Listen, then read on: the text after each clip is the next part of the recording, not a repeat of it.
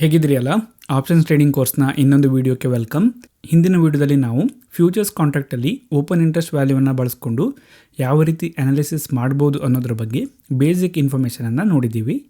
ಇವತ್ತಿನ ಈ ವಿಡಿಯೋದಲ್ಲಿ ಆಪ್ಷನ್ಸ್ ಕಾಂಟ್ರಾಕ್ಟ್ಗಳಲ್ಲಿ ಓಪನ್ ಇಂಟ್ರೆಸ್ಟ್ ವ್ಯಾಲ್ಯೂ ಏನಿದೆ ಇದನ್ನು ಬಳಸ್ಕೊಂಡು ಯಾವ ರೀತಿ ಅನಾಲಿಸಿಸ್ ಮಾಡ್ಬೋದು ಅನ್ನೋದ್ರ ಬಗ್ಗೆ ಒಂದಿಷ್ಟು ಬೇಸಿಕ್ ವಿಷಯಗಳನ್ನು ನೋಡೋಣ. ಇಲ್ಲಿ ವಿಡಿಯೋವನ್ನು ಸ್ಟಾರ್ಟ್ ಮಾಡೋಕ್ಕಿಂತ ಮುಂಚೆ ನಾನೇನು ಡಿಸ್ಕಸ್ ಮಾಡ್ತೀನಿ ಇದೆಲ್ಲ ಕೇವಲ ಎಜುಕೇಷನಲ್ ಪರ್ಪಸ್ಗೆ ಮಾತ್ರ, ಯಾವುದೇ ರೀತಿಯ ರೆಕಮೆಂಡೇಷನ್ ಅಲ್ಲ. ನನ್ನ ಈ ಒಂದು ಕೋರ್ಸ್ ಕಂಪ್ಲೀಟಾಗಿ ಫ್ರೀ ಆಗಿರುತ್ತೆ. ನೀವು ನನ್ನ ವೀಡಿಯೋಸ್ಗಳನ್ನು ಲೈಕ್ ಮತ್ತು ಶೇರ್ ಮಾಡೋದ್ರ ಮೂಲಕ, ಅದೇ ರೀತಿ ನನ್ನ ಚಾನಲ್ಗೆ ಸಬ್ಸ್ಕ್ರೈಬ್ ಮಾಡೋದ್ರ ಮೂಲಕ ಸಪೋರ್ಟನ್ನು ಮಾಡಬಹುದು.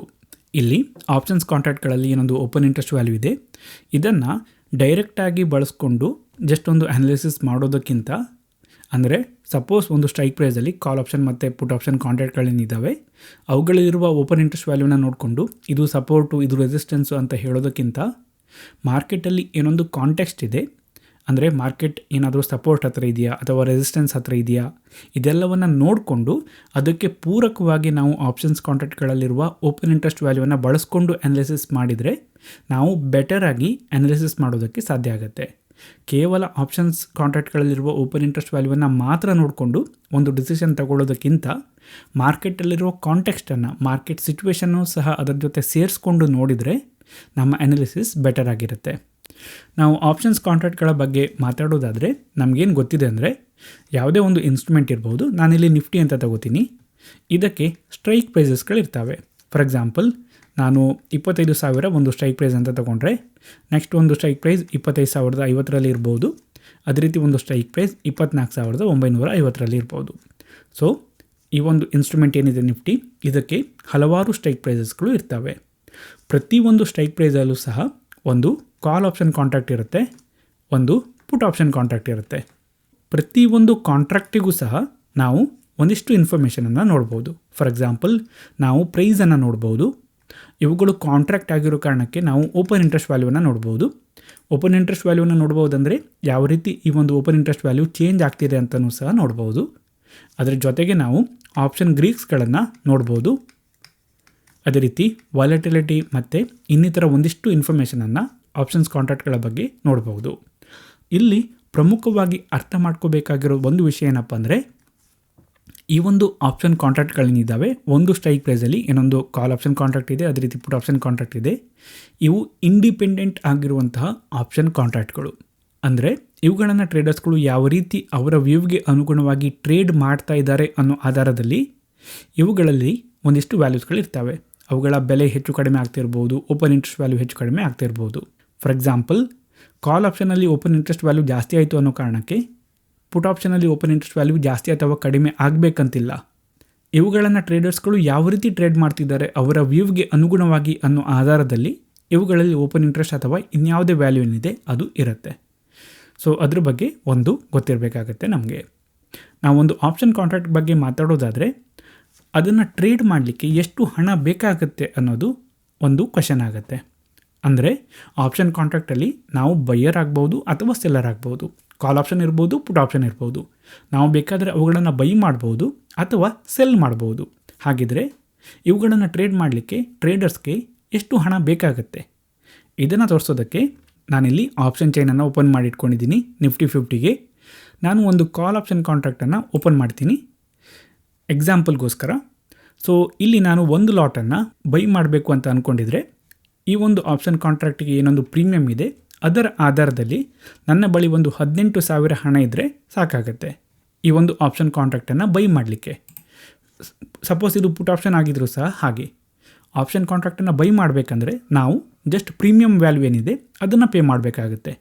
ಅದೇ ಆಪ್ಷನ್ ಕಾಂಟ್ರಾಕ್ಟನ್ನು ನಾನು ಸೆಲ್ ಮಾಡಬೇಕು ಅಂತ ಹೋದರೆ, ನಾವಿಲ್ಲಿ ನೋಡ್ಬೋದು, ಈ ಒಂದು ಕಾಲ್ ಆಪ್ಷನನ್ನು ನಾನು ಸೆಲ್ ಮಾಡ್ತೀನಿ ಅಂತ ಬಂದರೆ ನನ್ನ ಬಳಿ ಆಲ್ಮೋಸ್ಟ್ 2,10,000 ಆಸುಪಾಸಲ್ಲಿ ಹಣ ಇರಬೇಕಾಗತ್ತೆ. ಇದನ್ನು ಬೈ ಮಾಡಲಿಕ್ಕೆ 18,000 ಆಸುಪಾಸಲ್ಲಿ ಹಣ ಇದ್ದರೆ ಸಾಕು, ಬಟ್ ಇದನ್ನು ಸೆಲ್ ಮಾಡಬೇಕಂದ್ರೆ ನನ್ನ ಬಳಿ 2 ಲಕ್ಷ ಹಣ ಇರಬೇಕಾಗತ್ತೆ. ಅಂದರೆ ಆಪ್ಷನ್ಸ್ ಕಾಂಟ್ರಾಕ್ಟ್ಗಳನ್ನು ನಾವೇನು ಟ್ರೇಡ್ ಮಾಡ್ತೀವಿ, ಆಗ ನಾವೇನಾದರೂ ಆಪ್ಷನ್ ಸೆಲ್ಲರ್ ಆದರೆ ನಮ್ಮ ಬಳಿ ಜಾಸ್ತಿ ಹಣ ಇರಬೇಕಾಗತ್ತೆ. ಅದೇ ರೀತಿ ನಾವಿಲ್ಲಿ ಆಪ್ಷನ್ ಬೈಯರ್ ಮತ್ತು ಆಪ್ಷನ್ ಸೆಲ್ಲರ್ಗೆ ಮ್ಯಾಕ್ಸಿಮಮ್ ಎಷ್ಟು ಲಾಸ್ ಆಗ್ಬೋದು ಅಂತ ನೋಡೋದಾದರೆ, ಯಾರು ಆಪ್ಷನ್ ಬೈ ಮಾಡಿರ್ತಾರೋ ಅವರಿಗೆ ಅವರೇನು ಪ್ರೀಮಿಯಮನ್ನು ಪೇ ಮಾಡಿರ್ತಾರೆ ಅಷ್ಟು ಮಾತ್ರ ಲಾಸ್ ಆಗುತ್ತೆ. ಆದರೆ ಆಪ್ಷನನ್ನು ಯಾರು ಸೆಲ್ ಮಾಡಿದಾರೋ ಅವರಿಗೆ ದೊಡ್ಡ ಲಾಸ್ ಆಗಬಹುದು. ಸೊ ನಾವಿಲ್ಲಿ ಏನು ಹೇಳ್ಬೋದು ಅಂದರೆ, ಒಬ್ಬ ಟ್ರೇಡರ್ ಆಪ್ಷನ್ ಸೆಲ್ಲರ್ ಆಗಬೇಕು ಅಂತ ಬಂದರೆ ಅವರ ಬಳಿ ಜಾಸ್ತಿ ಕ್ಯಾಪಿಟಲ್ ಇರಬೇಕಾಗತ್ತೆ. ಅದೇ ರೀತಿ ಅವರಿಗೆ ದೊಡ್ಡ ಲಾಸ್ ಸಹ ಆಗುವ ಸಾಧ್ಯತೆ ಇದೆ. ಇದೊಂದು ವಿಷಯ ನಮಗೆ ಗೊತ್ತಿರಬೇಕು. ಇನ್ನೊಂದು ವಿಷಯ ಏನಪ್ಪ ಅಂದರೆ, ನಾವು ಸ್ಟ್ಯಾಟಿಸ್ಟಿಕಲಿ ನೋಡೋದಾದರೆ ಆಪ್ಷನ್ ಬೈಯರ್ ಮತ್ತು ಆಪ್ಷನ್ ಸೆಲ್ಲರ್ ಏನಿದ್ದಾರೆ ಇವರ ಮಧ್ಯೆ ಆಪ್ಷನ್ ಸೆಲ್ಲರ್ಗೆ ಸ್ವಲ್ಪ ಅಡ್ವಾಂಟೇಜ್ ಜಾಸ್ತಿ ಅಂತ ಹೇಳ್ಬೋದು. ಯಾಕೆ ಅಂದರೆ, ಆಪ್ಷನ್ ಬೈಯರ್ಗೆ ಪ್ರಾಫಿಟ್ ಆಗಬೇಕಂದ್ರೆ ಅವರ ಒಂದು ಡೈರೆಕ್ಷನಲ್ಲಿ ಒಂದು ದೊಡ್ಡ ಮೂವ್ ಬರಬೇಕಾಗತ್ತೆ. ಇದೆಲ್ಲದರ ಬಗ್ಗೆ ನಾವು ಹಿಂದಿನ ವಿಡಿಯೋಗಳಲ್ಲಿ ಡಿಸ್ಕಸ್ ಮಾಡಿದ್ದೀವಿ. ಅದೇ ಆಪ್ಷನ್ ಸೆಲ್ಲರ್ಗೆ ಪ್ರಾಫಿಟ್ ಆಗಬೇಕಂದ್ರೆ ಅವರ ಡೈರೆಕ್ಷನಲ್ಲಿ ಮೂವ್ ಬಂದರೂ ಸಹ ಪ್ರಾಫಿಟ್ ಆಗುತ್ತೆ ಆಪ್ಷನ್ ಸೆಲ್ಲರ್ಗೆ. ಅದೇ ರೀತಿ ಮಾರ್ಕೆಟಲ್ಲಿ ಮೂವ್ ಬಾರದೇ ಇದ್ದರೂ ಸಹ ಆಪ್ಷನ್ ಸೆಲ್ಲರ್ಗೆ ಪ್ರಾಫಿಟ್ ಆಗುತ್ತೆ. ಅದೇ ರೀತಿ ಆಪ್ಷನ್ ಸೆಲ್ಲರ್ ಏನಿದ್ದಾರೆ ಅವರ ವ್ಯೂ ಅಗೇನ್ಸ್ಟ್ ಮಾರ್ಕೆಟ್ ಸಣ್ಣ ಮೂವನ್ನು ಕೊಟ್ಟರೂ ಸಹ ಅವರಿಗೆ ಪ್ರಾಫಿಟ್ ಆಗುವ ಸಾಧ್ಯತೆ ಇರುತ್ತೆ. ಸೊ ಸ್ಟ್ಯಾಟಿಸ್ಟಿಕಲಿ ನಾವು ನೋಡೋದಾದರೆ ಆಪ್ಷನ್ ಸೆಲ್ಲರ್ ಏನಿದ್ದಾರೆ ಅವರಿಗೆ ಸ್ವಲ್ಪ ಜಾಸ್ತಿ ಅಡ್ವಾಂಟೇಜ್ ಇದೆ ಅಂತ ನಾವು ಹೇಳ್ಬೋದು. ಸೊ ಇಲ್ಲಿ ನಾವು ಗಮನಿಸಬೇಕಾಗಿರೋದೇನಪ್ಪ ಅಂದರೆ, ಆಪ್ಷನ್ ಸೆಲ್ ಮಾಡಲಿಕ್ಕೆ ಜಾಸ್ತಿ ಹಣ ಬೇಕು. ಅದೇ ರೀತಿ ಆಪ್ಷನ್ ಸೆಲ್ಲರ್ಗೆ ಸ್ಟ್ಯಾಟಿಸ್ಟಿಕಲಿ ಒಂದು ಸಣ್ಣ ಅಡ್ವಾಂಟೇಜ್ ಇದೆ. ಸೊ ಹಾಗಾಗಿ ನಾವು ಆಪ್ಷನ್ಸ್ ಕಾಂಟ್ರಾಕ್ಟ್ಗಳಲ್ಲಿ ಯಾರು ಆಪ್ಷನ್ ಸೆಲ್ಲರ್ ಇದ್ದಾರೋ ಅವರ ವ್ಯೂ ಏನಿದೆ ಅದಕ್ಕೆ ಸ್ವಲ್ಪ ಜಾಸ್ತಿ ವೆಯ್ಟೇಜನ್ನು ಕೊಡ್ತೀವಿ. ಫಾರ್ ಎಕ್ಸಾಂಪಲ್, ನಮ್ಮ ಜೊತೆ ಒಬ್ಬರು ಆಪ್ಷನ್ ಬೈಯರ್ ಇದ್ದಾರೆ, ಒಬ್ಬರು ಆಪ್ಷನ್ ಸೆಲ್ಲರ್ ಇದ್ದಾರೆ ಅಂತ ಅಂದ್ಕೊಳ್ಳೋಣ. ಆಗ ಆಪ್ಷನ್ ಸೆಲ್ಲರ್ ಏನಿದ್ದಾರೆ ಅವರ ಏನೊಂದು ವ್ಯೂ ಇದೆ ಅದಕ್ಕೆ ನಾವು ಸ್ವಲ್ಪ ಜಾಸ್ತಿ ವೆಯ್ಟೇಜನ್ನು ಕೊಡ್ತೀವಿ. ಯಾಕೆ ಅಂತ ಕೇಳಿದರೆ, ಒಂದು ಜಾಸ್ತಿ ಹಣ ಬೇಕು ಅವರಿಗೆ ಆ ಟ್ರೇಡನ್ನು ಇನಿಷಿಯೇಟ್ ಮಾಡಲಿಕ್ಕೆ. ಅದೇ ರೀತಿ ಸ್ಟ್ಯಾಟಿಸ್ಟಿಕಲಿ ಅವರಿಗೆ ಅಡ್ವಾಂಟೇಜ್ ಸಹ ಇದೆ. ಹೆಚ್ಚಿನ ಸಿಚುವೇಷನ್ಗಳಲ್ಲಿ ಆಪ್ಷನ್ ಕಾಂಟ್ರಾಕ್ಟ್ಗಳು ವರ್ತ್ಲೆಸ್ ಆಗಿ ಎಕ್ಸ್ಪೈರ್ ಆಗ್ತವೆ, ಝೀರೋಗೆ ಎಕ್ಸ್ಪೈರ್ ಆಗ್ತವೆ. ಆ ಎಲ್ಲ ಸಿಚುವೇಷನ್ಗಳಲ್ಲಿ ಆಪ್ಷನ್ ಸೆಲ್ಲರ್ಗೆ ಪ್ರಾಫಿಟ್ ಆಗುತ್ತೆ. ಸೊ ನಾವು ಆಪ್ಷನ್ ಸೆಲ್ಲರ್ ಅವರ ವ್ಯೂ ಏನಿದೆ ಅದಕ್ಕೆ ಸ್ವಲ್ಪ ಜಾಸ್ತಿ ವೆಯ್ಟೇಜನ್ನು ಕೊಡ್ತೀವಿ. ಹಾಗಂತ ಹೇಳಿ ಆಪ್ಷನ್ ಸೆಲ್ಲರ್ ಅವರ ವ್ಯೂ ಏನಿದೆ ಅದು ಫೈನಲ್ ಅಂತ ಅಲ್ಲ. ಜಸ್ಟ್ ನಾವು ಅವರ ವ್ಯೂವಿಗೆ ಜಸ್ಟ್ ಜಾಸ್ತಿ ವೆಯ್ಟೇಜನ್ನು ಕೊಡ್ತೀವಿ ಹೊರತು ಅವರ ವ್ಯೂವೇ ಫೈನಲ್ ಅಂತ ನಾವು ನೋಡೋದಿಲ್ಲ. ನಾನು ಇದನ್ನೆಲ್ಲ ಯಾಕೆ ಹೇಳ್ತಾ ಇದ್ದೀನಿ ಅಂದರೆ, ಜನರಲ್ ಆಗಿ ನಾವು ಆಪ್ಷನ್ಸ್ ಕಾಂಟ್ರಾಕ್ಟ್ಗಳಲ್ಲಿ ಓಪನ್ ಇಂಟ್ರೆಸ್ಟ್ ವ್ಯಾಲ್ಯೂ ಏನಿದೆ ಇದನ್ನು ನಾವು ಸಪೋರ್ಟ್ ಮತ್ತು ರೆಸಿಸ್ಟೆನ್ಸ್ ಮಧ್ಯೆ ಸ್ವಲ್ಪ ಅಸೋಸಿಯೇಟ್ ಮಾಡಿ ನೋಡ್ತೀವಿ. ಫಾರ್ ಎಕ್ಸಾಂಪಲ್, ನಿಫ್ಟಿ ಏನಿದೆ ಇದರ 25,000 ಒಂದು ಸ್ಟ್ರೈಕ್ ಪ್ರೈಸ್ ಇದೆ ಅಂತ ಅಂದ್ಕೊಳ್ಳೋಣ. ಈ ಒಂದು ಸ್ಟ್ರೈಕ್ ಪ್ರೈಸಲ್ಲಿ ಒಂದು ಕಾಲ್ ಆಪ್ಷನ್ ಇದೆ ಅಂತ ಅಂದ್ಕೊಳ್ಳೋಣ. ಸೊ ಇಲ್ಲಿ ಕಾಲ್ ಆಪ್ಷನ್ ಇದೆ, ಇದೊಂದು ಆಪ್ಷನ್ ಕಾಂಟ್ರಾಕ್ಟ್ ಆಗಿರೋ ಕಾರಣಕ್ಕೆ ಇದನ್ನು ಟ್ರೇಡರ್ಸ್ಗಳು ಟ್ರೇಡ್ ಮಾಡ್ತಾ ಇರ್ತಾರೆ. ಸಪೋಸ್ ಈ ಒಂದು ಆಪ್ಷನ್ ಕಾಂಟ್ರಾಕ್ಟ್ ಏನಿದೆ ಇದರ ಓಪನ್ ಇಂಟ್ರೆಸ್ಟ್ 100 ಅಂತ ನಾನು ಹೇಳಿದೆ ಅಂತ ಅಂದ್ಕೊಳ್ಳೋಣ. ಅದರ ಅರ್ಥ ಏನಪ್ಪ ಅಂದರೆ, ಬಯರ್ಸ್ ಮತ್ತು ಸೆಲ್ಲರ್ಸ್ ನಡುವೆ ಏನೊಂದು ಟ್ರೇಡ್ ಆಗಿದೆ, ಅದರ ಮೂಲಕ ಏನೊಂದು ಕಾಂಟ್ರಾಕ್ಟ್ ಕ್ರಿಯೇಟ್ ಆಗಿದೆ. ಆ ಕ್ರಿಯೇಟ್ ಆಗಿರೋ ಕಾಂಟ್ರಾಕ್ಟ್ಗಳಲ್ಲಿ 100 ಕಾಂಟ್ರಾಕ್ಟ್ಗಳು ರೈಟ್ ನಾವು ಓಪನ್ ಇದ್ದಾವೆ, ಇನ್ನೂ ಆ್ಯಕ್ಟಿವ್ ಇದ್ದಾವೆ ಅಂತ ಅರ್ಥ. ಸೊ ಓಪನ್ ಇಂಟ್ರೆಸ್ಟ್ ನಮಗೇನು ಹೇಳುತ್ತೆ, ಒಂದು ಇನ್ಸ್ಟ್ರೂಮೆಂಟಲ್ಲಿ ಎಷ್ಟು ಕಾಂಟ್ರಾಕ್ಟ್ಗಳು ಓಪನ್ ಇದ್ದಾವೆ ಅಂತ ಹೇಳಿ. ಸೊ ಈ ಒಂದು ಎಕ್ಸಾಂಪಲಲ್ಲಿ 100 ಅಂತ ಅಂದ್ಕೊಳ್ಳೋಣ. ಸೊ 100 ಕಾಂಟ್ರಾಕ್ಟ್ ಓಪನ್ ಇದೆ ಅಂದರೆ ಇದನ್ನು ಕೇವಲ ಸೆಲ್ಲರ್ಸ್ಗಳು ಮಾತ್ರ ಸೆಲ್ ಮಾಡಿರೋಂಥದ್ದಲ್ಲ. ಸೊ ಇಲ್ಲಿ ಬಯರ್ಸ್ಗಳು ಸಹ ಇದ್ದಾರೆ. ಒಂದು ಕಾಂಟ್ರಾಕ್ಟ್ ಕ್ರಿಯೇಟ್ ಆಗಬೇಕಂದ್ರೆ ಒಬ್ಬರು ಬಯರ್ ಇರಬೇಕಾಗತ್ತೆ, ಒಬ್ಬರು ಸೆಲ್ಲರ್ ಇರಲೇಬೇಕಾಗತ್ತೆ. ಸೊ ಇದು ಕಾಲ್ ಆಪ್ಷನ್, ಇಲ್ಲಿ ಓಪನ್ ಇಂಟ್ರೆಸ್ಟ್ 100 ಇದೆ ಅಂತ ಅಂದ್ಕೊಳ್ಳೋಣ. ಅಂದರೆ ಇಲ್ಲಿ ಬಯರ್ಸ್ ಸಹ ಇದ್ದಾರೆ, ಸೆಲ್ಲರ್ಸ್ ಸಹ ಇದ್ದಾರೆ. ಸೊ ಹಾಗಿದ್ದರೆ ಯಾರ ವ್ಯೂವಿಗೆ ನಾವು ಸ್ವಲ್ಪ ಜಾಸ್ತಿ ವೆಯ್ಟೇಜನ್ನು ಕೊಡೋದು? ನಾವು ಯಾರು ಈ ಒಂದು ಕಾಲ್ ಆಪ್ಷನನ್ನು ಸೆಲ್ ಮಾಡಿದಾರೋ ಅವರ ವ್ಯೂವಿಗೆ ಸ್ವಲ್ಪ ಜಾಸ್ತಿ ವೆಯ್ಟೇಜನ್ನು ಕೊಡ್ತೀವಿ. ಸೊ ಇಲ್ಲಿ ಯಾರು ಕಾಲ್ ಆಪ್ಷನನ್ನು ಸೆಲ್ ಮಾಡಿದಾರೋ ಅವರ ವ್ಯೂ ಏನಿದೆ? ಕಾಲ್ ಆಪ್ಷನನ್ನು ಯಾರು ಬೈ ಮಾಡ್ತಾರೆ ಅಂದರೆ, ಮಾರ್ಕೆಟ್ ಮೇಲೆ ಹೋಗುತ್ತೆ ಅಂತ ಯಾರಿಗೆ ಅನಿಸುತ್ತೋ ಅವರು ಕಾಲ್ ಆಪ್ಷನನ್ನು ಬೈ ಮಾಡ್ತಾರೆ. ಅದೇ ರೀತಿ ಯಾರು ಕಾಲ್ ಆಪ್ಷನನ್ನು ಸೆಲ್ ಮಾಡ್ತಾರೋ ಅವರ ವ್ಯೂ ಏನಿರುತ್ತೆ ಅಂದರೆ, ಮಾರ್ಕೆಟ್ ಇದಕ್ಕಿಂತ ಮೇಲೆ ಹೋಗೋದಿಲ್ಲ, ಒಂದೇ ಇಲ್ಲೇ ಇರುತ್ತೆ ಅಥವಾ ಇದಕ್ಕಿಂತ ಕೆಳಗಡೆ ಹೋಗುತ್ತೆ ಅಂತ ಹೇಳಿ. ಸೊ ನಾವು ಕಾಲ್ ಆಪ್ಷನಲ್ಲಿ ಏನೊಂದು ಓಪನ್ ಇಂಟ್ರೆಸ್ಟ್ ವ್ಯಾಲ್ಯೂ ಏನಿದೆ ಇದು ತುಂಬಾ ಜಾಸ್ತಿ ಇದ್ದರೆ ಅದನ್ನು ನಾವು ಜನರಲ್ ಆಗಿ ರೆಸಿಸ್ಟೆನ್ಸ್ ದೃಷ್ಟಿಯಲ್ಲಿ ನೋಡ್ತೀವಿ. ಹಾಗಂತ ಹೇಳಿ ಇದು ಶ್ಯೂರ್ ಆಗಿ ರೆಸಿಸ್ಟೆನ್ಸ್ ಅಂತ ಕೇಳಿದರೆ ಅಲ್ಲ. ಸಪೋಸ್ ನೀವು ಮಾರ್ಕೆಟನ್ನು ಏನೊಂದು ಟೆಕ್ನಿಕಲ್ ಅನಾಲಿಸಿಸು ಅಥವಾ ಇನ್ಯಾವುದೋ ಒಂದು ದೃಷ್ಟಿಯಲ್ಲಿ ಅನಾಲಿಸಿಸ್ ಮಾಡಿದ್ರಿ ಅಂತ ಅಂದ್ಕೊಳ್ಳೋಣ. ಈ ಒಂದು ಲೆವೆಲಲ್ಲಿ ನೀವು ರೆಸಿಸ್ಟೆನ್ಸ್ ಇದೆ ಅಂತ ನೀವು ಡಿಟೆಕ್ಟ್ ಮಾಡಿದ್ರಿ ಅಂತ ಅಂದ್ಕೊಳ್ಳೋಣ. ಅದೇ ಸಿಚುವೇಷನಲ್ಲಿ ಓಪನ್ ಇಂಟ್ರೆಸ್ಟ್ ವ್ಯಾಲ್ಯೂ ಸಹ ಇಲ್ಲಿ ರೆಸಿಸ್ಟೆನ್ಸ್ ಇದೆ ಅಂತ ನಿಮಗೆ ಹೇಳ್ತಾ ಇದ್ದರೆ ಆಗ ನಿಮ್ಮ ಏನೊಂದು ವ್ಯೂ ಇದೆ ಅದಕ್ಕೆ ಇದು ಪೂರಕವಾಗಿ ಒಂದು ಸಪೋರ್ಟನ್ನು ಕೊಡುತ್ತೆ. ಆಗ ಮೇ ಬಿ ನೀವು ಒಂದು ಬೆಟರ್ ವ್ಯೂವನ್ನು ಇಟ್ಕೊಂಡು ನಿಮ್ಮ ಟ್ರೇಡನ್ನು ತಗೋಬೋದು. ಅದೇ ರೀತಿ ನಾನಿಲ್ಲಿ ಪುಟ್ ಆಪ್ಷನ್ ಬಗ್ಗೆ ಮಾತಾಡೋದಾದರೆ, ಸಪೋಸ್ ಇಲ್ಲಿ ನಿಫ್ಟಿಯ 25,000 ಸ್ಟ್ರೈಕ್ ಪ್ರೈಸ್ ಏನಿದೆ ಇಲ್ಲೊಂದು ಪುಟ್ ಆಪ್ಷನ್ ಇದೆ ಅಂತ ಅಂದ್ಕೊಳ್ಳೋಣ. ಅಗೇನ್ ಇದು ಪುಟ್ ಆಪ್ಷನ್, ಇದನ್ನು ಬೈ ಮಾಡ್ತಾರೆ ಒಂದಿಷ್ಟು ಜನ ಸೆಲ್ ಮಾಡ್ತಾ ಇರ್ತಾರೆ.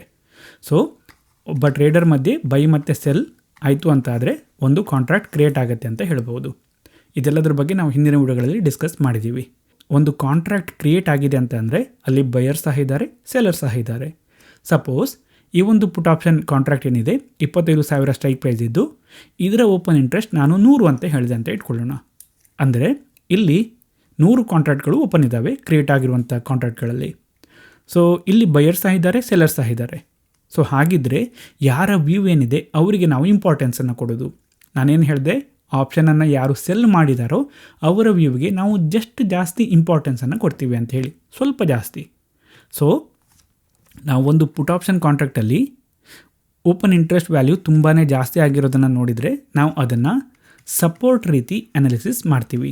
ಯಾಕೆ ಅಂತ ಕೇಳೋದಾದರೆ, ಪುಟ್ ಆಪ್ಷನನ್ನು ಯಾರು ಬೈ ಮಾಡ್ತಾರೆ, ಯಾರಿಗೆ ಮಾರ್ಕೆಟ್ ಕೆಳಗಡೆ ಹೋಗುತ್ತೆ ಅಂತ ಅನಿಸುತ್ತೋ ಅವರು ಪುಟ್ ಆಪ್ಷನನ್ನು ಬೈ ಮಾಡ್ತಾರೆ.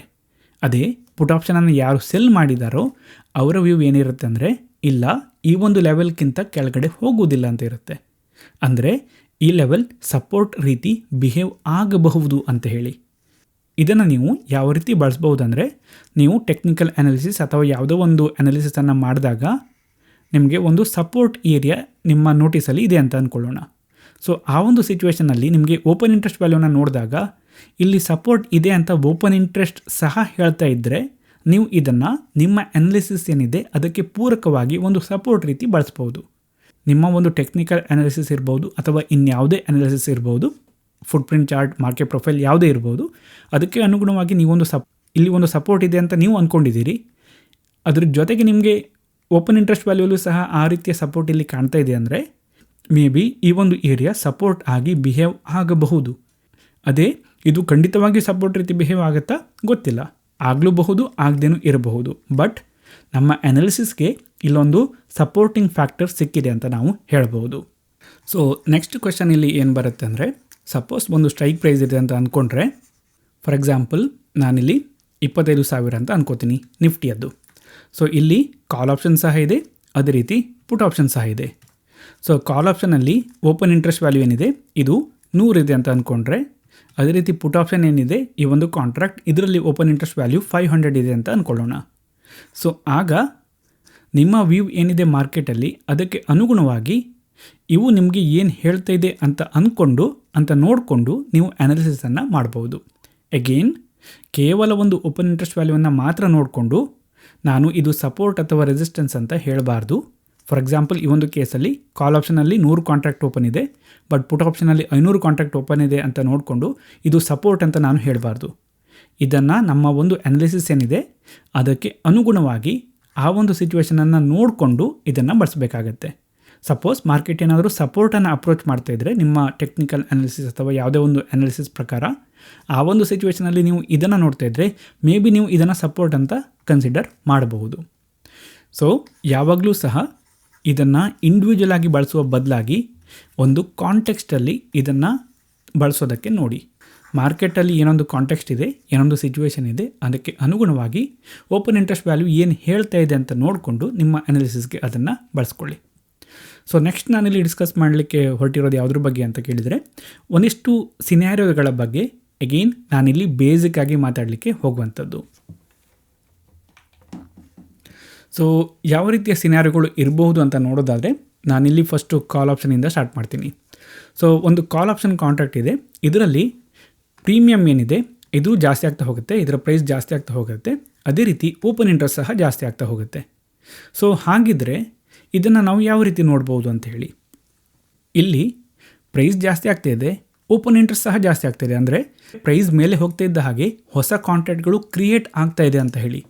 ಅದರ ಅರ್ಥ ಏನಾಗ್ಬೋದು ಅಂದರೆ ನ್ಯೂ ಬಯರ್ಸ್ಗಳು ಬರ್ತಾ ಇದ್ದಾರೆ ಅಂತ ಆಗ್ಬೋದು, ಅಂದರೆ ಬಯರ್ಸ್ಗಳು ಬಹಳ ಇಂಟ್ರೆಸ್ಟನ್ನು ತೋರಿಸ್ತಾ ಇದ್ದಾರೆ ಅಂತ ಆಗ್ಬೋದು, ಅಥವಾ ಸೆಲ್ಲರ್ಸ್ಗಳು ಒಳ್ಳೆಯ ಪ್ರೈಸಲ್ಲಿ ಸೆಲ್ ಮಾಡ್ತಾ ಇದ್ದಾರೆ ಅಂತಲೂ ಆಗಬಹುದು. ಯಾಕಂದರೆ ಒಂದು ಕಾಂಟ್ರಾಕ್ಟ್ ಕ್ರಿಯೇಟ್ ಆಗಬೇಕಂದ್ರೆ ಬಯರ್ ಬೇಕು, ಅದೇ ರೀತಿ ಸೆಲ್ಲರ್ ಸಹ ಬೇಕು. ಪ್ರೈಸ್ ಮೇಲೆ ಹೋಗ್ತಾ ಇದೆ, ಇಲ್ಲೂ ಸಹ ಕಾಂಟ್ರಾಕ್ಟ್ ಕ್ರಿಯೇಟ್ ಆಗ್ತಿದೆ, ಮೇಲೆ ಹೋಗ್ತಿದ್ದಾಗಲೂ ಸಹ ಹೊಸ ಕಾಂಟ್ರಾಕ್ಟ್ಗಳು ಕ್ರಿಯೇಟ್ ಆಗ್ತಾಯಿದೆ ಅಂದರೆ ಮೇ ಬಿ ಬಯರ್ಸ್ಗಳು ಬಹಳ ಇಂಟ್ರೆಸ್ಟಲ್ಲಿ ಹೈಯರ್ ಪ್ರೈಸನ್ನು ಕೊಡಲಿಕ್ಕೆ ರೆಡಿ ಇದ್ದಾರೆ ಅಂತ ಆಗ್ಬೋದು, ಅಥವಾ ಸೆಲ್ಲರ್ಸ್ಗಳು ಹೈ ಪ್ರೈಸನ್ನು ನೋಡಿಕೊಂಡು ನಾನಿಲ್ಲಿ ಸೆಲ್ ಮಾಡ್ತೀನಿ ಅಂತ ಇಂಟ್ರೆಸ್ಟನ್ನು ತೋರಿಸ್ಕೊಂಡು ಸೆಲ್ ಮಾಡ್ತಾ ಇದ್ದಾರೆ ಅಂತಲೂ ಸಹ ಆಗ್ಬೋದು. ಅಗೇನ್ ಇಲ್ಲಿ ಇದನ್ನು ನಾವು ಮಾರ್ಕೆಟಲ್ಲಿ ಯಾವ ರೀತಿ ಸಿಚುವೇಶನ್ ಇದೆ ಅಂತ ನೋಡಿಕೊಂಡು ಅದಕ್ಕೆ ಅನುಗುಣವಾಗಿ ಇದನ್ನು ಅನಲೈಸ್ ಮಾಡಬೇಕಾಗತ್ತೆ. ಸಪೋಸ್ ಒಂದು ರೆಸಿಸ್ಟೆನ್ಸ್ ಇದೆ ಅಂತ ಅಂದ್ಕೊಳ್ಳೋಣ. ಇಲ್ಲಿ ಅಂಡರ್ಲೈಯಿಂಗ್ ಇನ್ಸ್ಟ್ರೂಮೆಂಟ್ ಏನಿದೆ, ಸಪೋಸ್ ಇಲ್ಲಿ ನಾನು ನಿಫ್ಟಿ ಅಂತ ಅಂದ್ಕೊಂಡ್ರೆ ನಿಫ್ಟಿ ಈ ಒಂದು ರೆಸಿಸ್ಟೆನ್ಸನ್ನು ಅಪ್ರೋಚ್ ಮಾಡ್ತಾ ಇದೆ ಅಂತ ಅಂದ್ಕೊಳ್ಳೋಣ.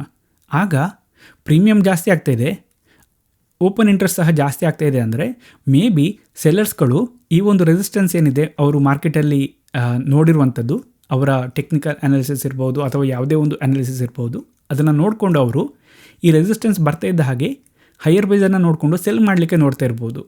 ಸೊ ಈ ಒಂದು ಸಿಚುವೇಷನಲ್ಲಿ ಇದು ಬುಲ್ಲಿಶ್ ಬ್ಯಾರಿಶ್ ಅಂತ ಕೇಳಿದರೆ ಮೇ ಬಿ ರೆಸಿಸ್ಟೆನ್ಸನ್ನು ನೋಡಿಕೊಂಡು ಸೆಲ್ಲರ್ಸ್ಗಳು ಸೆಲ್ ಮಾಡ್ತಾ ಇದ್ದಾರೆ ಅಂತ ಕನ್ಸಿಡರ್ ಮಾಡಬಹುದು. ಅದೇ ಈ ಒಂದು ಸಿಚುವೇಷನಲ್ಲಿ ಸಪೋಸ್ ಒಂದು ರೆಸಿಸ್ಟೆನ್ಸ್ ಇದೆ ಅಂತ ಅಂದ್ಕೊಳ್ಳೋಣ. ಮಾರ್ಕೆಟ್ ಏನಿದೆ ಈ ಒಂದು ರೆಸಿಸ್ಟೆನ್ಸನ್ನು ಬ್ರೇಕ್ ಮಾಡಲಿಕ್ಕೆ ನೋಡ್ತಾ ಇದೆ ಅಂತ ಅಂದ್ಕೊಳ್ಳೋಣ.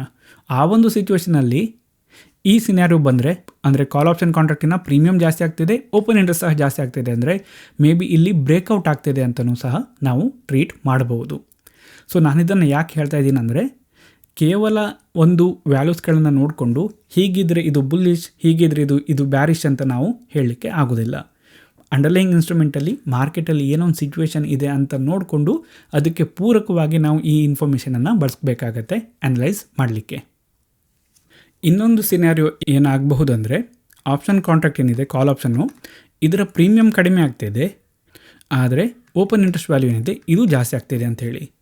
ಸೊ ಈ ಒಂದು ಸಿಚುವೇಷನಲ್ಲಿ ನಾವೇನು ಹೇಳಬಹುದಂದರೆ, ಸೆಲ್ಲರ್ಸ್ಗಳು ಇಲ್ಲಿ ಅಗ್ರೆಸಿವ್ ಆಗಿ ಈ ಒಂದು ಆಪ್ಷನ್ ಕಾಂಟ್ರಾಕ್ಟನ್ನು ಸೆಲ್ ಮಾಡಲಿಕ್ಕೆ ನೋಡ್ತಾ ಇದ್ದಾರೆ ಅಂತ ಹೇಳ್ಬೋದು.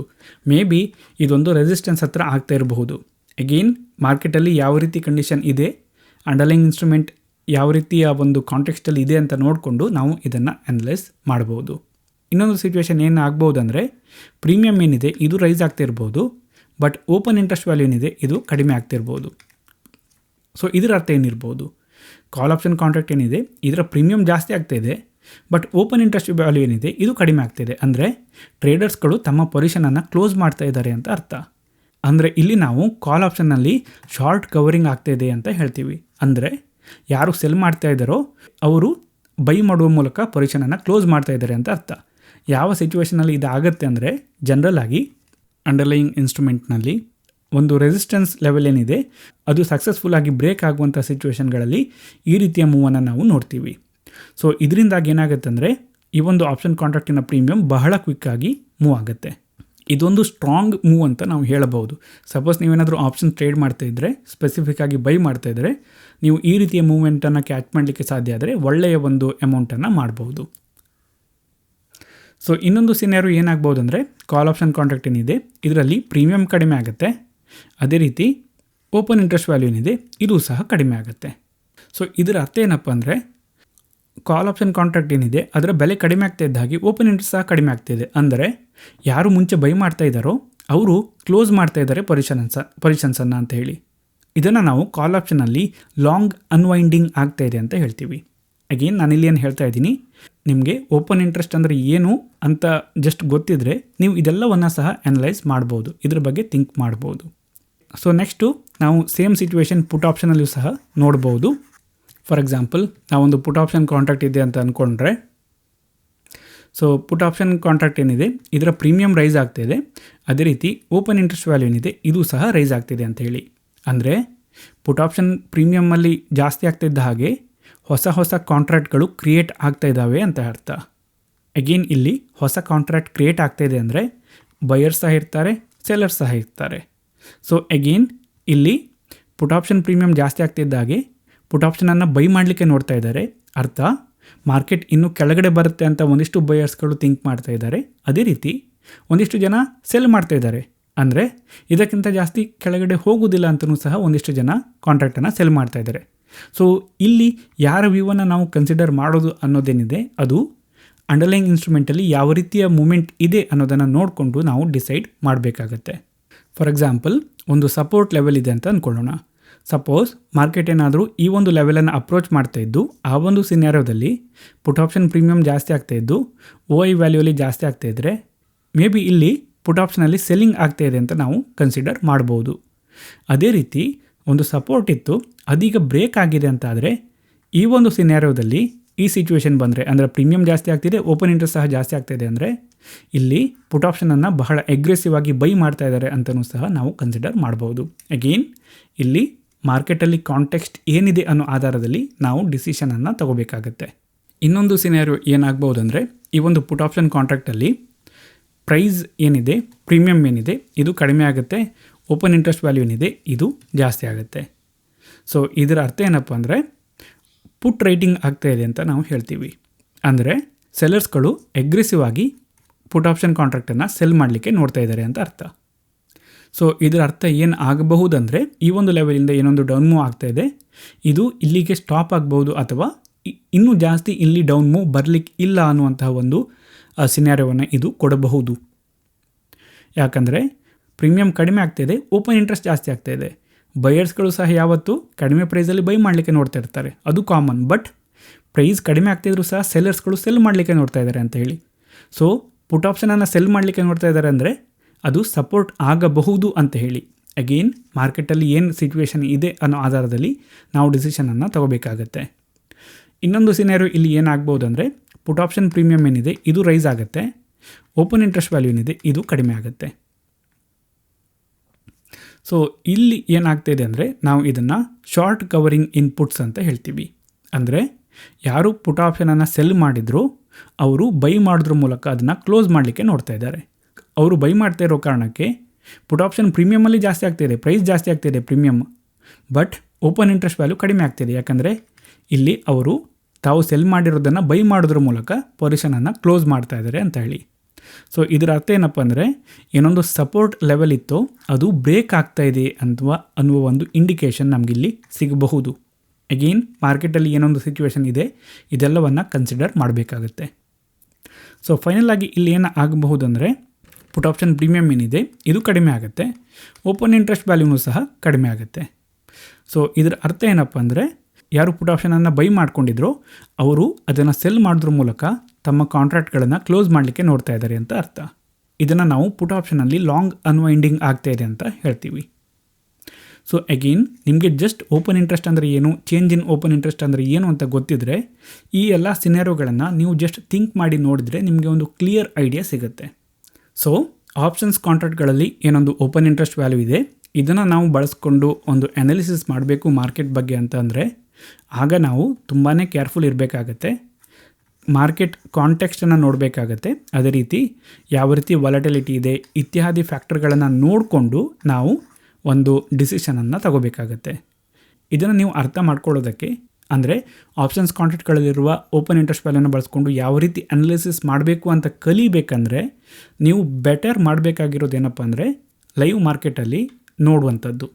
ಸೊ ಯಾವ ರೀತಿ ಮಾರ್ಕೆಟ್ ಇದೆ, ಸಪೋರ್ಟನ್ನು ಅಪ್ರೋಚ್ ಮಾಡ್ತಿರುವಾಗ ಯಾವ ರೀತಿ ಓಪನ್ ಇಂಟ್ರೆಸ್ಟ್ ವ್ಯಾಲ್ಯೂವಲ್ಲಿ ಚೇಂಜ್ ಆಗ್ತಾಯಿದೆ, ಓಪನ್ ಇಂಟ್ರೆಸ್ಟ್ ವ್ಯಾಲ್ಯೂ ಒಂದು ಸ್ಟ್ರೈಕಿಂದ ಇನ್ನೊಂದು ಸ್ಟ್ರೈಕ್ ಪ್ರೈಸ್ಗೆ ಯಾವ ರೀತಿ ಶಿಫ್ಟ್ ಆಗ್ತಾಯಿದೆ ಇತ್ಯಾದಿ ಫ್ಯಾಕ್ಟರ್ಗಳನ್ನು ನೀವು ರಿಯಲ್ ಮಾರ್ಕೆಟಲ್ಲಿ ಒಂದಿಷ್ಟು ಸಮಯದವರೆಗೆ ನೋಡಿದರೆ ಆಗ ನಿಮಗೆ ಇದು ಕ್ಲಿಯರ್ ಆಗಿ ಅರ್ಥ ಆಗಲಿಕ್ಕೆ ಸ್ಟಾರ್ಟ್ ಆಗುತ್ತೆ.